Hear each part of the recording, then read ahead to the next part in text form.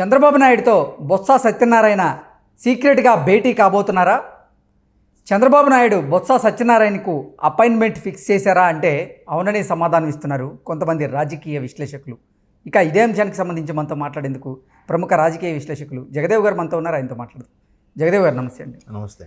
జగదేవ్ గారు, జగన్మోహన్ రెడ్డి వైఖరి నచ్చక, ఆయన విధి విధానాలు కూడా నచ్చక బొత్స సత్యనారాయణ గారు వైఎస్ఆర్సీపీ నుంచి బయటకు వద్దామని ప్రయత్నం చేస్తున్నారని, ఆయనకి ఇప్పటికే చీపురుపల్లిలో టికెట్ ఇవ్వడం లేదు అంటూ ఒక ప్రచారం బయటకు వచ్చిన నేపథ్యంలో ఆయన విసుగు చెంది వైఎస్ఆర్సీపీకి గుడ్ బై చెప్పి ఆయన టీడీపీలో చేరేందుకు ప్లాన్ చేస్తున్నారని, అందులో భాగంగానే చంద్రబాబు నాయుడుతో బొత్స సత్యనారాయణ సీక్రెట్గా భేటీ కాబోతున్నారని, అందుకు చంద్రబాబు గారు కూడా బొత్స సత్యనారాయణకి అపాయింట్మెంట్ ఫిక్స్ చేశారంటూ కూడా ఒక వార్త ఇప్పుడు సోషల్ మీడియాలో చక్కర్లు కొడుతూ ఉంది. ఏంటి ఆ వార్తలో వాస్తవం ఉందా అంటే వాస్తవం లేదో తెలియదు, కానీ ఒకటి మాత్రం వాస్తవం. అంటే వైసీపీలో ఉన్న చాలా వరకు సీనియర్లు కానీ, జూనియర్లు కానీ, మంత్రులు కానీ, ఎమ్మెల్యేలు కానీ కొంత విసుగు చెందారనే వార్త అయితే ఈ మధ్యకాలంలో చక్కర్లు కొడుతుంది. దాంట్లో కొంత వాస్తవం కూడా ఉంది. అంటే కొంతమంది సన్నిహితంగా చూసిన సందర్భాల్లో, వాళ్ళు ప్రైవేట్గా మాట్లాడిన సందర్భాల్లో నేను కొన్ని విన్నాను, నా ఓన్ ఎక్స్పీరియన్స్ ఇది. సో అట్లాంటి సందర్భంలో ఈ మధ్యకాలంలో ముఖ్యమంత్రి జగన్మోహన్ రెడ్డి గారు వైనాట్ 175 అనే నినాదం తీసుకొచ్చిన తర్వాత, అంటే ఒక 4 నెలల కిందట చంద్రబాబు గారు అరెస్ట్కి ముందు ఈ సిచ్యువేషన్ ఇది. అప్పుడే ఆయన ఏం స్టేట్మెంట్ ఇచ్చారు, 40 మంది వరకు సిట్టింగ్ వాళ్ళకి ఇవ్వను, కొత్త వాళ్ళకి ఇస్తానని. ఆ తర్వాత 40, 50 అయింది, 60 అయింది, 80 అయింది, ఇప్పుడు 90 మంది వరకు అంటున్నారు. అలాగే కొంతమంది జంబ్లింగ్ చేసేవారు, ఇక్కడ వాళ్ళు అక్కడ షఫుల్ చేస్తారని. ఈ నేపథ్యంలోనే అన్ని ప్రాంతాల నుంచి కూడా మంత్రుల్ని, ప్రముఖ నాయకుల్ని పిలిపించి తాడేపల్లి ప్యాలెస్లో మాట్లాడుతున్నారని కూడా కొన్ని వార్తలు వస్తున్నాయి. రీసెంట్గా బొత్స గారు కూడా ముఖ్యమంత్రి జగన్మోహన్ రెడ్డి గారిని కలవడం జరిగింది. అయితే అలా కలిసిన నేపథ్యంలో లోపల ఏం డిస్కషన్ జరిగాయో తెలియదు, కానీ బొత్స సత్యనారాయణ గారు మాత్రం పార్టీలో యాక్టివ్గా లేరు. ఏ సందర్భంలో కూడా ప్రత్యర్థుల్ని ఎక్కువగా విమర్శించిన సందర్భం లేదు. ఒకప్పుడు ఇదే కాంగ్రెస్లో ఉన్న బొత్స సత్యనారాయణ గారు పీసీసీ చీఫ్గా ఉన్నప్పుడు, జగన్మోహన్ రెడ్డి గారు ఓదార్పు యాత్రలో ఉన్నప్పుడు చాలా వరకు ఎంతవరకు విమర్శించాలి అండకలగా విమర్శించేసిన బొత్స సత్యనారాయణ గారు టీడీపీని, జనసేన మాత్రం అంత పూర్తి స్థాయిలో విమర్శించట్లేదని ఒక వాదం కూడా ఉంది వైసీపీలో. సో అందుకు వైసీపీ ప్రభుత్వంలో కూడా పూర్తిగా అవాయిడ్ చేయకుండా, అంటే అది సామాజిక వర్గం పరంగా బలంగా ఉంది కాబట్టి ఉత్తరాంధ్రలో బొత్స సత్యనారాయణ గారికి సంబంధించిన సామాజిక వర్గం పూర్తిగా అవాయిడ్ చేయకుండా, అతని కుటుంబ సభ్యుల నుంచి జనరల్గా అతనికి, అతని భార్యకి, అలాగే అతని తమ్ముడికి, అతని మేనలుడికి సుమారుగా 4-5 అనుకుంటా ఉన్నారు ఆ పార్టీకి చెందిన వ్యక్తులు, గెలుపొందిన వ్యక్తులే, అంటే గెలుపు గుర్రాలు ఇవన్నీ. ఈసారి ఏంటంటే జగన్మోహన్ రెడ్డి గారు చేయించినటువంటి సర్వేలో చీపురుపల్లి నియోజకవర్గంలో బొత్స సత్యనారాయణ గారికి వ్యతిరేక పవనాలు వీస్తున్నాయి, అక్కడ అతను ఓడిపోబోతున్నాడు అంటూ కూడా ఆ సర్వే రిపోర్ట్స్ ఇచ్చాయని. అవును.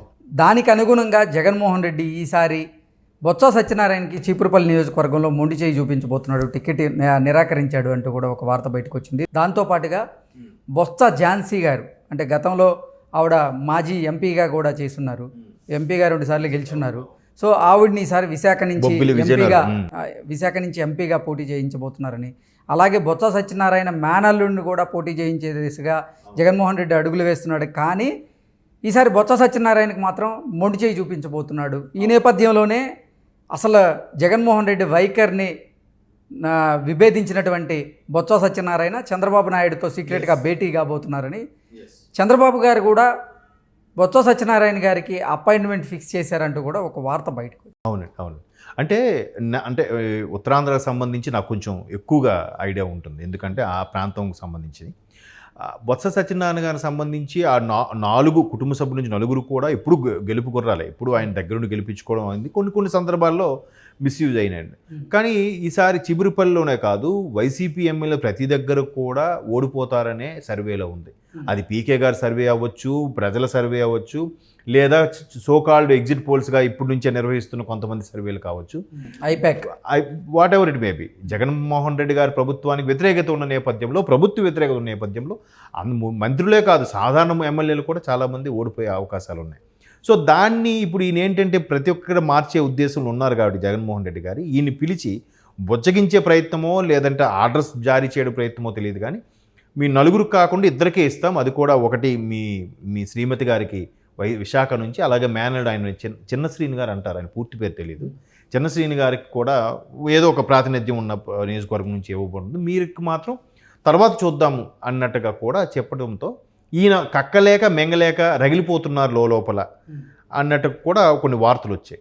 అయితే పర్టికులర్గా ఆయన సామాజిక వర్గం చెందిన వ్యక్తులు మాత్రం అయ్యా మీరు ఎదురుతేనే తిరగండి, లేదంటే పార్టీ అయినా మారిపోండి, పోటీ చేయకుండా ఉండండి అన్నట్టుగా ఆ పర్టికులర్ సామాజిక వర్గం మంత్రులు కార్యకర్తలతో పాటు ఆ సామాజిక వర్గం చెందిన కొంతమంది ప్రభుత్వ ఉద్యోగులు కూడా ఆయనకి కలిసి విన్నవించుకున్న సందర్భంలో ఆయన టీడీపీలోకి వెళ్దామా, లేదంటే ఇంకా ఆప్షన్ ఏం లేదు, కాంగ్రెస్లోకి ఎలాగో వెళ్ళలేరు, కాంగ్రెస్ ఏం లేదు ఆంధ్రాలో, ఎలాగో వైసీపీలో ఉన్నారు, సో ఇంకా ఆప్షన్ ఏంటి టీడీపీ జనసేన. ఆ టీడీపీ జనసేన రెండు ఒకటే అయ్యాయి కాబట్టి ఖచ్చితంగా టీడీపీ జనసేనలో రెండింటిలో ఏదో ఒక తీర్థం తీసుకోవాలి. కాబట్టి టీడీపీలోకి వెళ్దాము, టీడీపీలోకి వెళ్తే ఆ మేనియా బాగా ఉంది కాబట్టి సో ఈయన అనుచరులతో కొంత రాయబారం పంపించినట్టుగా అయితే వార్తలు ఉన్నాయి. పూర్తిగా ఆయన అపాయింట్మెంట్ కోరారు, ఆయన కూడా ఓకే అన్నారన్న వార్తలు అయితే నాకు తెలియదు. కానీ ఈయనైతే మారితే ఎలా ఉంటుంది అని సన్నిహితులతో డిస్కషన్లో కూడా ఉన్నారట. ఒకవేళ అన్నీ అనుకూలిస్తే టీడీపీలోకి వెళ్ళే అవకాశాలు కూడా లేకపోలేదు.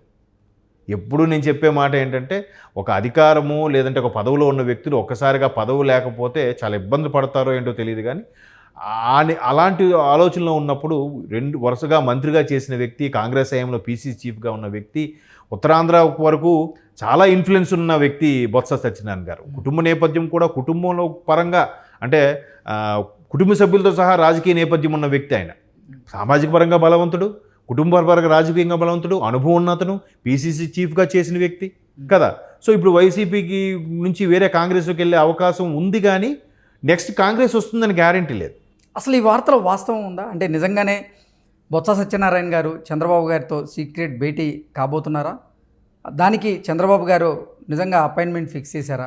అదే అంటే సీక్రెట్ భేటీ అపాయింట్మెంట్ గురించి ఎందుకు ఈ ప్రశ్న అడుగుతున్నానంటే ఇప్పటికే వైఎస్ఆర్సీపీ నుంచి విశాఖ ఎంపీ బరిలో వాళ్ళ భార్య ఉండబోతుంది అంటూ కూడా ఒక వార్త వచ్చింది. అలాగే మేనల్లుడికి కూడా ఆల్రెడీ సీట్ కన్ఫర్మ్ అయినట్లకి కూడా ఒక వార్త వస్తున్న నేపథ్యంలో ఇప్పుడు ఈ సమయంలో బొత్స సత్యనారాయణ కనుక టీడీపీ తీర్థం పుచ్చుకుంటే నిజంగా టీడీపీలో 3 స్థానాలు ఇచ్చే పరిస్థితి ఉంటుందా బొత్స సత్యనారాయణ గారికి? ఎందుకంటే వాళ్ళ భార్యకి, వాళ్ళ మేనల్లుడికి, ఇతనికి, అవసరమైతే వాళ్ళ తమ్ముడికి 4 స్థానాలు ఇచ్చే అవకాశం కనపడుతుందా? మరి ఎందుకు వెళ్తున్నట్లు ఆయన టీడీపీకి? 4 స్థానాలు అయితే కష్టం. ఎందుకంటే ఆల్రెడీ టీడీపీ జనసేన అలయన్స్తోనే సీట్ల సర్దుబాటుకి కొంచెం ఇబ్బంది పడుతున్న నేపథ్యంలో మరోవైపు మీరు అన్నట్టు ఇటువంటి వ్యక్తులు సీనియర్లు ఎవరైతే వైసీపీకి వెళ్ళి మళ్ళీ మొన్న దాడి వీరభద్రరావు గారు లాంటి వ్యక్తులు ఉన్నారు, వాళ్ళు మళ్ళీ వెనక్కి వచ్చారు. కొండతాల రామకృష్ణ వాళ్ళు కానీ, దాడి వీరభద్రరావు గారు కానీ మళ్ళీ వెనక్కి వస్తున్నారు.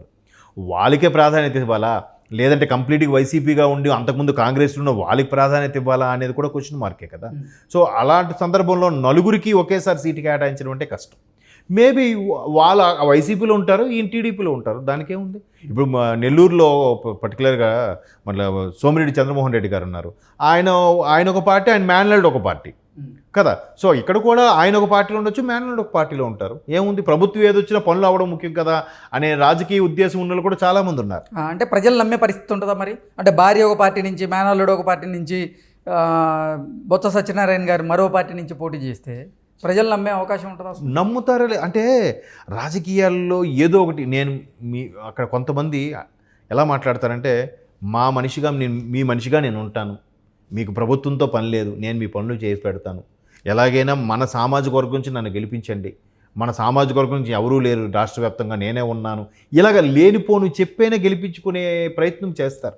గతంలో చాలా సందర్భాల్లో కూడా ఆవిడ కొండపల్లి పైడితాయల నాయుడు గారు అనే డాక్టర్ గారిని పోటీ చేసినప్పుడు, వాళ్ళ ఫాదరు చనిపోతే ఇతను పోటీ చేసినప్పుడు అప్పుడు ఆయన సానుభూతితో ఆయన గెలుస్తారనుకున్న నేపథ్యంలో కూడా దగ్గరుండి ఈయనే గెలిపించుకున్నారు ఝాన్సీ గారిని. సో అప్పుడు ఆ తండ్రి కోల్పోయిన సానుభూతోట్లు పడతాయి, ఆయనే గెలుస్తాడు అనుకున్న సందర్భంలో ఈవిడ గెలిచింది, బొత్స ఝాన్సీ గెలిచారు. అక్కడ టీడీపీకి యాంటీగా ఈవిడ పనిచేశారు, గెలిపించుకున్నారు. అంటే గెలిపించుకున్న సత్తా ఉన్న వ్యక్తి కాబట్టి అటు ఆయన ఒక మేనల్లుడు వైసీపీలో ఉండి టీడీపీలో కూడా గెలవచ్చు, ఆ వైసీపీలో అక్కడ మేనల్ని గెలిపించుకోవచ్చు. ఏమైనా సాధ్యమే కదా, చెప్పలేము. రాజకీయాల్లో ఎలా ఉంటాయంటే పోను మనం చూస్తుంటే అరే ఇక్కడ కొన్ని దగ్గరలు చూస్తే పార్టీ ప్రాధాన్యం, కొన్ని దగ్గర చూస్తే మనుషుల ప్రాధాన్యం, ఇంకా కొన్ని దగ్గర చూస్తే కుటుంబ ప్రాధాన్యం, స్వార్థపూరిత రాజకీయాలు కూడా ఉన్నాయి ఈ మధ్య, ఇప్పుడు చూస్తున్నాం ఇప్పుడు ఈ రోజుల్లో. అల్టిమేట్గా గెలిపించుకునే సత్తా అక్కడ మనిషి ఇంపార్టెంట్గా చూస్తారు కొన్ని సందర్భాల్లో. సో చిన్నసీని గారికి ఆ ప్రయారిటీ ఉంది కాబట్టి మేబీ ఆయన గెలుస్తాడేమో వైసీపీ నుంచి. ఈయన ఎలాగూ మొదటి నుంచి మాజీ మంత్రిగా ఉన్నారు, గతంలో కాంగ్రెస్లో మంత్రిగా చేశారు, కాంగ్రెస్లో ఉన్నప్పుడు మంత్రిగాను పీసీసీ చీఫ్గా 2 పదవులు అధిరోహించారు. ట్రాన్స్పోర్ట్ మంత్రిగా ఉండేవారు, పీసీసీ చీఫ్గా కూడా ఉండేవారు. సో 2 పదవులు కూడా ఒకేసారి నడిపించిన వ్యక్తి, అంత సత్తా ఉన్న వ్యక్తి. సో ఇక్కడ కూడా వాళ్ళు గెలిపించుకుంటారేమో, ఎవరు చెప్పగలరు? ఓకే, అంటే there is a chance. But ఏదైతే వైసీపీలో మాత్రం కొంత విసుగు చెందారు, టీడీపీకి వెళ్ళాలని చాలామంది ప్రయత్నిస్తున్నారు.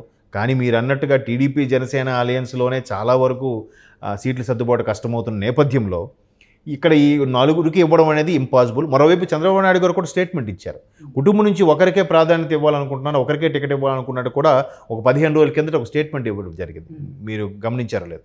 సో మరి అలాంటప్పుడు 2-3 అయితే అవకాశం ఉండదు, ఏదర్ ఇతను లేదా అతని భార్య, వాళ్ళిద్దరూ వస్తే, లేదా ఇతను ఎందరో ఇటువంటి పోటీ చేయాలి, మేనలు వేరే పార్టీని పోటీ చేసుకోవాలి. బయట ప్రపంచానికి వేరు వేరు పార్టీలాగా ఉంటాయి, కానీ అంతా కుటుంబ సభ్యులు అంతా ఒకటే, అట్లా కూడా ఉండొచ్చు.